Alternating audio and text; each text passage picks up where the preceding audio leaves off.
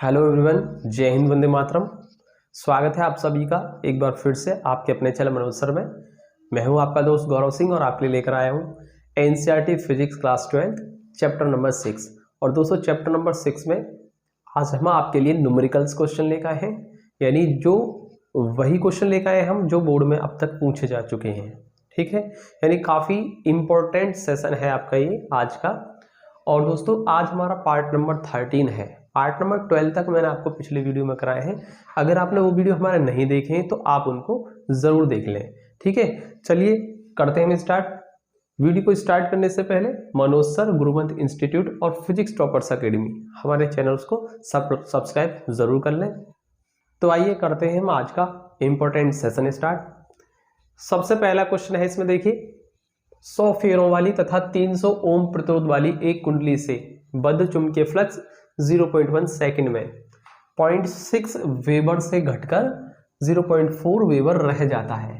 कुंडली के सिरों के बीच प्रेरित विभवांतर तथा उसमें प्रवाहित धारा का मान ज्ञात कीजिए।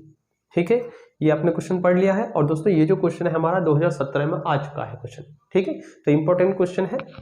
देखिए सबसे पहले लिख लेते हैं इसमें हमको क्या दे रखा है। देखिए फेरों की संख्या दे रखी है, यानी कि एक कुंडली है उसमें फेरों की संख्या 100।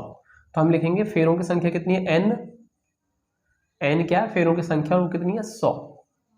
ठीक है, प्रतिरोध कितना दे रखा है कुंडली का, वो है 300 ओम।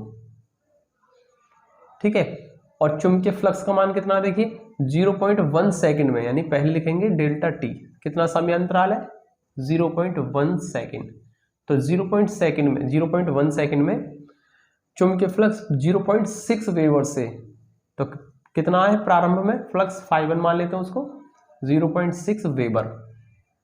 ठीक है, वेबर।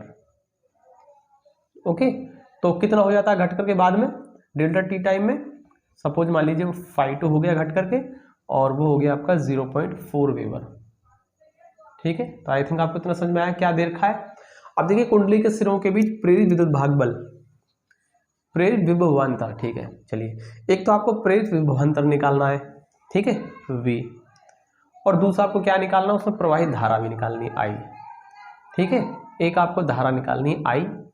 ठीक, आइए समझते हैं। देखिए कैसे करना है इसको, ये जरा हम देख लेते हैं। सबसे पहले हम प्रेरित विभवांतर निकालेंगे हम। ठीक है, जब विभवांतर निकल जाएगा तो विद्युत धारा भी निकल जाएगी। मैं आपको एक बार देख लूँ ये चमक रहा है नहीं, ये चमक रहा है आपको, ठीक है कोई नहीं, आपको बिल्कुल सही दिखाई दे रहा है। इसके बाद देखिए मैं आपको यहाँ पर सॉल्यूशन कर देता हूँ इसका। देखिए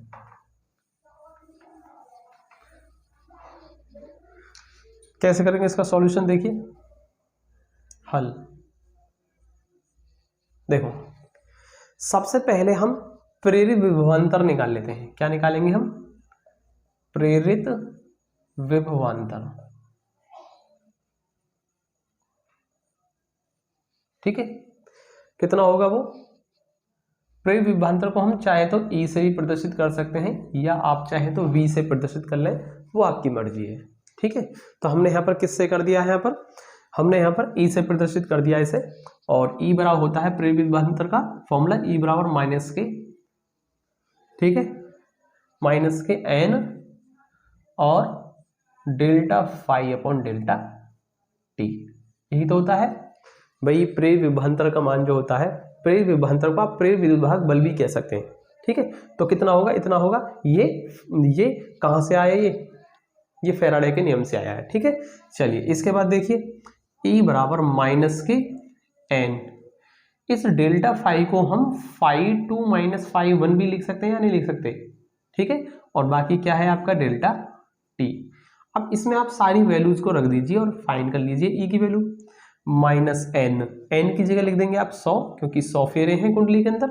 ठीक है, और यहाँ आप φ2 की वैल्यू क्या लिखेंगे आप 0.4 माइनस ये आपकी है 0.6 अपॉन डेल्टा टी कितना है आपका 0.1 सेकंड में।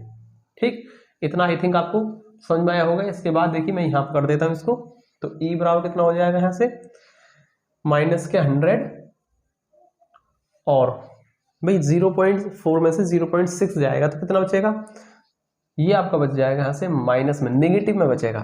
ठीक है, 6 में से 4 गया 2, यानी 0.2 बचेगा, अपॉन कितना हुआ 0.1। ठीक है, ई बराबर इसको हम लिख सकते हैं माइनस माइनस प्लस, यानी 100 गुणा 0.2 और ये है आपका 0.1।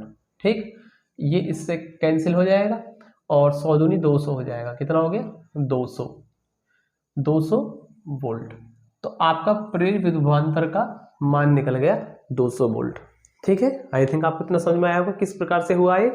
अब आपको देखिए यहाँ से दूसरा काम क्या करना था, इसमें आपको प्रेरित विद्युत धारा भी निकालनी थी। प्रेरित विद्युत धारा भी हम निकाल देंगे। क्या करेंगे हम, प्रेरित विद्युत धारा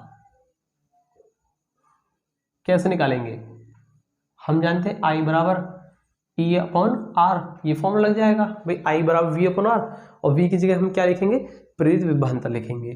ठीक है, तो I बराबर E की वैल्यू आई है हमारी 200 और R यानी प्रतिरोध कितना है कुंडली का, वो लिखा हुआ है 300।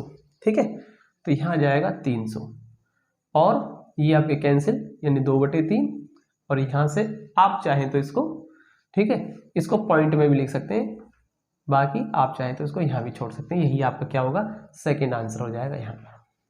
तो इस तरीके से हमने इसका आंसर कर लिया है। काफ़ी इंपॉर्टेंट और अच्छा क्वेश्चन है। ठीक है, बाकी इसमें है कुछ नहीं, बिल्कुल सिंपल सा क्वेश्चन है। आई थिंक आपको समझ में आया होगा। ठीक है, तो जल्दी से नोट कर लीजिए, मैं इसके बाद कराता हूँ आपको एक और इम्पोर्टेंट क्वेश्चन। नोट कर लीजिए आप इसको, स्क्रीनशॉट चाहे तो स्क्रीनशॉट ले लीजिए आप। अगला क्वेश्चन है स्क्रीन पर आपके सामने। देखिए क्वेश्चन, देखिए स्क्रीन पर क्या लिखा है। ठीक है, समझते हैं क्वेश्चन को। एक कुंडली से बद्ध चुंबकीय फ्लक्स फाई बराबर xt² तथा t बराबर 3 पर प्रेरित विद्युत वाहक बल 9 वोल्ट है और x का मान ज्ञात कीजिए। ठीक है, देखिए क्वेश्चन में आपको समझ में आया होगा, चुंबकीय फ्लक्स का मान कितना xt², जहां पर इन्होंने दिया है कि यहाँ पर t बराबर 3 पर प्रेरित विद्युत वाहक बल का मान कितना है 9 वोल्ट है। तो इसमें जो x जो आया है, ये इस x का ही हमको मान निकालना है, और ये 2016 में आ चुका है, क्वेश्चन बोर्ड में आ चुका है। ठीक है, तो देखिए अब इसको हम देखते हैं कैसे करेंगे। सबसे पहले लिख लेते हैं क्या क्या हमको दे रखा है। देखिए चुंबकीय फ्लक्स का मान दे रखा है फाई, चुंबकीय फ्लक्स कितना है x × t², यही तो है, और विद्युत वाहक बल कितना है t बराबर 3 पर दे रखा है, t बराबर 3 पर विद्युत वाहक बल E कितना है 9 वोल्ट है। तो हम यहाँ पर साथ साथ लिख देंगे इसको, t बराबर 3 पर E बराबर 9। ठीक है, और क्या निकालना है आपको, ज्ञात करना है। देखो इसको हम यहाँ लिख देते हैं, ज्ञात करना है। क्या ज्ञात करना है हमें, x की वैल्यू फाइंड करनी है आपको। अब कर देते हैं इसका हल। देखिए सबसे पहले हमको यहाँ पर विद्युत वाहक बल की बात की गई है और यहाँ फ्लक्स दे रखा है, तो हम विद्युत वाहक बल कैसे निकालते हैं, हम लिखेंगे प्रेरित विद्युत वाहक बल। फॉर्मूला जानते हैं हम, प्रेरित विद्युत वाहक बल क्या होता है, इसका फॉर्मूला आपने पढ़ रखा है इसका, E बराबर माइनस के n delta phi upon delta T या D phi upon D T. ठीक है, लेकिन यहाँ पर फेरों की संख्या नहीं दे रखी है, इसलिए हम फेरों की संख्या को नहीं लेंगे, सिर्फ क्या लिख देंगे, minus K D phi upon D T, इतना ही लिख देंगे, क्योंकि यहाँ पर फेरों की संख्या हमको नहीं दे रखी है। अर्थात हम ये मान लेंगे कि इसमें केवल और केवल क्या है, एक ही फेरा है, और n बराबर वहां 1 हो गया है। ठीक है, कोई दिक्कत नहीं।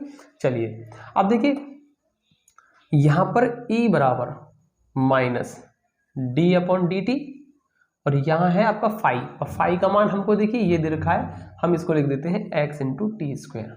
ठीक है, तो E बराबर माइनस, अब देखिए यहाँ पर हम क्या कर लेंगे, यहाँ पर ये जो x है इसको तो हम कर देंगे बाहर, क्योंकि कांस्टेंट हो गया, क्योंकि यहाँ dt t के सापेक्ष करना है हमको अवकलन, तो हम यहाँ केवल t वाला टर्म रखेंगे, बाकी x वाला या अदर t के अलग, यानी t के अलग जितने भी होंगे टर्म वो क्या हो जाएंगे, कांस्टेंट हो जाएंगे और बाहर हो जाएंगे वो, और यहाँ कर देंगे हम dt² अपॉन dt। ठीक है, आई थिंक आपको इतना समझ में आया होगा। चलिए इसको मैं यहाँ कर देता हूँ, बाकी E बराबर माइनस के x कितना हो जाएगा, देखिए t² का t के रिस्पेक्ट में जब हम अवकलन करते हैं डिफरेंशिएशन, तो कितना होता है, t² का हो जाएगा 2t की पावर 2 - 1, फॉर्मूला होता है ना nx की पावर n - 1, ये आपने पढ़ रखा है फॉर्मूला, तो हम इसको कर लेंगे। तो E बराबर कितना हो जाएगा, देखिए माइनस 2x ठीक है, माइनस के 2x और t की पावर 2 - 1, यानी 2 में से 1 जाएगा तो 1 बचेगा, यानी t लिख सकते हैं उसको हम। ठीक है, अब देखिए, परंतु हमको क्या दे रखा है, t बराबर 3 पर, यहां लिख देते हैं t बराबर 3 पर। देखिए t बराबर 3 पर क्या है, e बराबर 9, तो इस e की जगह तो कर देते हैं हम 9 बराबर माइनस के 2x, और t की वैल्यू क्या है 3। ओके, आई थिंक आपको इतना समझ में आया होगा। ठीक है, ये कंडीशन इसमें लगा दी। ठीक, इसके बाद देखिए 9 बराबर कितना हो जाएगा, माइनस के 3 दूनी 6x, और यहां से हमको जो निकालना है वो x निकालना था। इस क्वेश्चन के अंदर देखिए क्या ज्ञात करना है, x निकालना है, तो x यहां से निकल जाएगा, x बराबर हो जाएगा माइनस के 9/6। अब यहां से 3 से काट दीजिए, 3 3 9, 3 दूनी 6, यानी x बराबर कितना हो गया, माइनस के 3/2, या कह सकते हैं 1.5। ठीक है, तो इतना हो जाएगा यहाँ पर x बराबर माइनस के 1.5 आ जाएगा आंसर। ठीक है, और यही है इस क्वेश्चन का आंसर। आई थिंक आपको समझ में आया होगा। बिल्कुल सिंपल सा क्वेश्चन है, काफी अच्छा क्वेश्चन है, और 2016 में आ चुका है, अर्थात इंपॉर्टेंट है। ठीक है, चलिए इसके आगे हम लेते हैं एक और इंपॉर्टेंट क्वेश्चन, आप इसको नोट कर लीजिए, चाहो तो इसका स्क्रीनशॉट ले लीजिए। अगला क्वेश्चन है इंपॉर्टेंट आपके सामने, देखिए क्या है, एक प्रेरक में प्रवाहित धारा I बराबर 2 + 5t द्वारा व्यक्त की जाती है, जहां I एम्पियर तथा t सेकंड में है। ठीक है, इसमें स्वप्रेरित विद्युत वाहक बल 10 मिली वोल्ट है। तो आपको जो ज्ञात करना है वो ये है कि स्वप्रेरण गुणांक निकालना है। स्वप्रेरण गुणांक क्या होता है, जिसको हमने L से प्रदर्शित किया था, कैपिटल L से। ठीक है, और उसके बाद आपको क्या करना है, t बराबर 2 सेकंड पर प्रेरक में संचित ऊर्जा आपको u भी निकालनी है। u बराबर क्या बताया था मैंने आपको, u बराबर बताया था ½ Li², आपको शायद याद आ रहा हो, ½Li0² बताया था आपको, वो निकालनी है। ठीक है, तो दो काम करने हैं इसमें आपको। और देखिए ये जो क्वेश्चन है काफी ज्यादा इंपॉर्टेंट है, 2016 और 2019 अब तक 2 साल आ चुका है ये बोर्ड में। ठीक है, तो चलिए हम करते हैं स्टार्ट। सबसे पहले लिख लेते हैं हम इसमें क्या हमको दे रखा है, दिया है, क्या क्या हमको दे रखा है, पहले हम ले लेते हैं। देखिए एक तो विद्युत धारा का समीकरण दे रखा है हमको, ठीक है, और विद्युत वाहक बल E कितना है, इसमें 10 मिली, स्वप्रेरित विद्युत वाहक बल कितना है 10 मिली वोल्ट। 10 मिली वोल्ट, मिली का मतलब होता है 10⁻³ वोल्ट। ठीक है, और ज्ञात करना है आपको, अब लिख देते हैं हम यहां पर, ज्ञात करना है, ज्ञात करना है,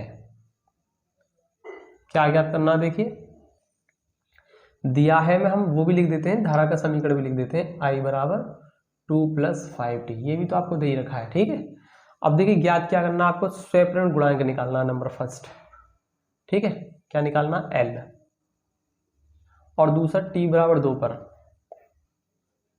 t बराबर 2 पर संचित ऊर्जा U निकालनी है, U। ठीक है, दो काम आपको करने हैं। अब देखिए यहां पर सबसे पहले हम ये देखेंगे इसमें कि यहां पर स्वप्रेरण गुणांक जो निकालना है, स्वप्रेरण गुणांक का फॉर्मूला क्या होता है। स्वप्रेरण गुणांक का फॉर्मूला आपको याद आ रहा हो तो मैंने आपको कराया था। देखिए मैं थोड़ा सा यहाँ पे हिंट देता हूं आपको, L बराबर, स्वप्रेरण गुणांक L बराबर माइनस क्या था, माइनस के E अपॉन और d∅/dt। ठीक है, di/dt था, di/dt, ये था हमारा फॉर्मूला, यही था ना, L बराबर माइनस के E di/dt। अब देखिए अगर मान लीजिए हम L फाइंड करना चाहे, L पहला L अगर हम निकालना चाहे तो हमको E तो दे रखा है इसमें, ठीक है, लेकिन di/dt ये नहीं दे रखा है हमको, सिर्फ धारा दे रखी है, हमको di/dt नहीं दिया है। तो अगर मान लीजिए हमको L निकालना है तो हमको सबसे पहले di/dt निकाल के रखना पड़ेगा सबसे पहले। और देखिए di/dt कहां से निकलेगा, I से, अर्थात ये क्या लिखा हुआ है, I का समय के सापेक्ष अवकलन है यहाँ पर।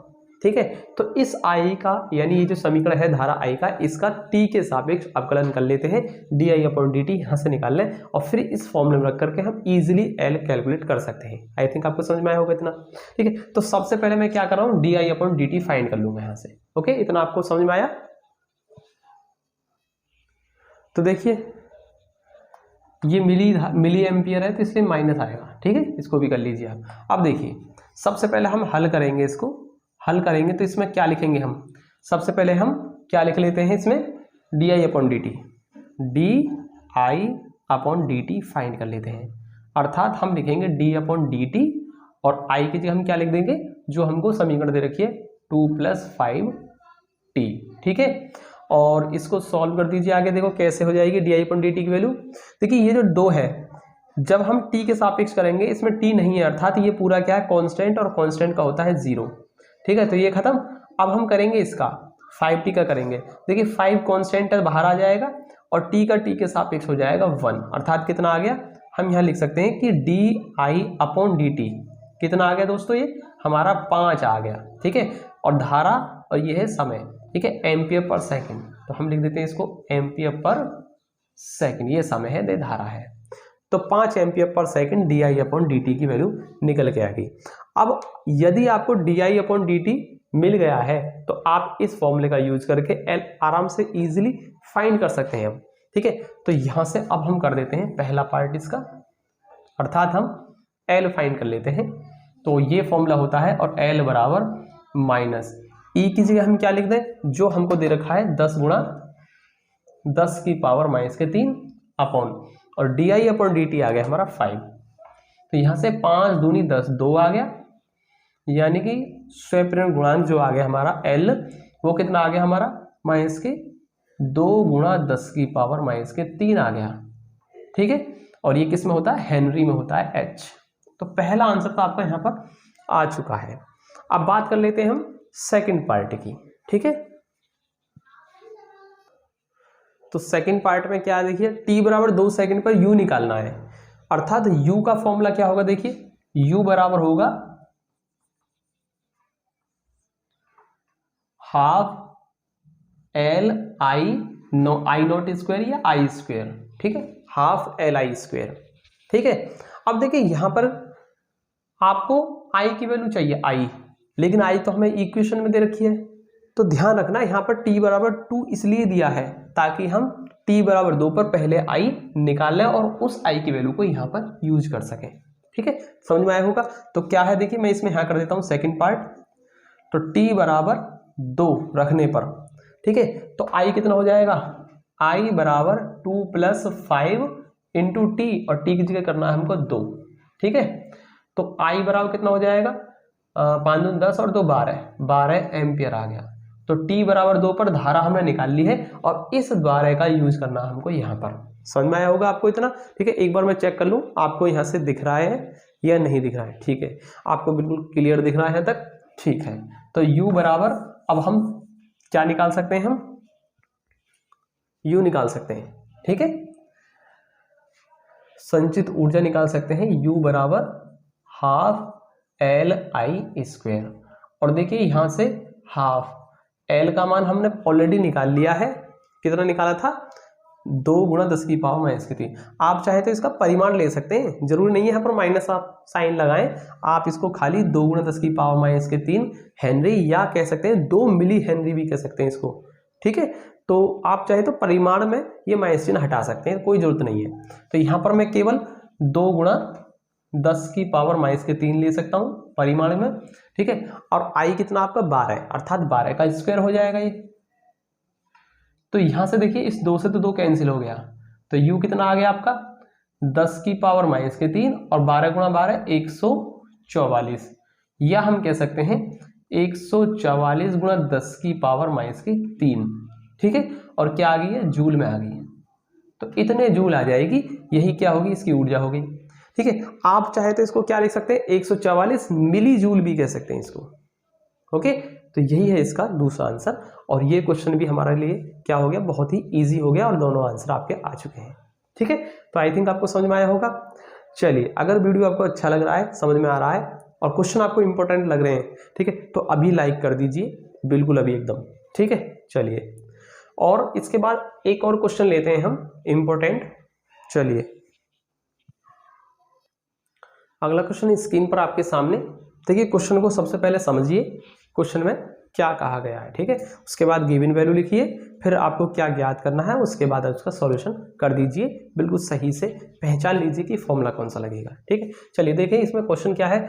1 मीटर लंबा कोई चालक तार, देखिए चालक तार है, उसकी लंबाई दे रखी है, 5 मीटर पर सेकंड के वेग से 0.1 टेस्ला वाले चुंबकीय क्षेत्र में लंबवत गति करता है। ठीक है, और चालक क्या है, देखिए इतने वेग से 0.1 टेस्ला के चुंबकीय क्षेत्र में लंबवत गति कर रहा है। ठीक है, यानी चालक कैसा है, गतिशील है। तार के दोनों सिरों पर उत्पन्न विद्युत वाहक बल ज्ञात कीजिए। ये डेरिवेशन वही है जो मैंने आपको पिछले वीडियो में कराया था पार्ट नंबर 12 में। ठीक है, आई थिंक मैंने कराया था आपको E बराबर VBL कराया था। ठीक है, चलिए तो यहाँ पर देखिए हम क्या लिख लेते हैं, क्या क्या हमको दे रखा है पहले वो लिख लेते हैं। 1 मीटर लंबा, तार की लंबाई क्या दे रखी है, L, लंबाई L है 1 मीटर, तो हम लिख देते हैं यहाँ 1 मीटर। और देखिए कितना वेग है V, वो है आपका 5 मीटर पर सेकंड के वेग से। और चुंबकीय क्षेत्र B का मान कितना दे रखा है आपको, 0.1 टेस्ला, T4 टेस्ला। ठीक है, और लंबवत गति करता है, तो यहाँ पर थीटा भी आपको क्या दे रखा है, 90 डिग्री दे रखा है। ठीक है, और दोनों सिरों के बीच विद्युत वाहक बल, कितना विद्युत वाहक बल E होगा वो आपको फाइंड करना है। ठीक है, आई थिंक आपको इतना समझ में आया होगा। ये क्या है, आपको ज्ञात करना है, तो यहाँ लिख देता हूं मैं, ज्ञात करना है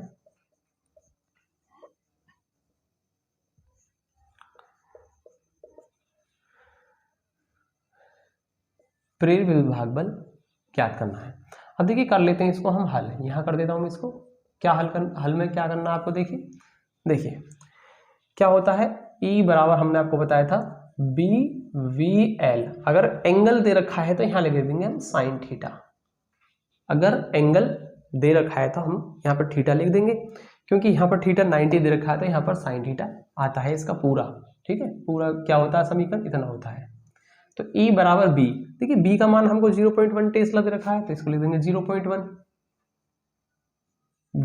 V का मान है 5 मीटर पर सेकंड, और लंबाई कितनी है 1 मीटर, तो यहाँ कर देंगे 1 मीटर।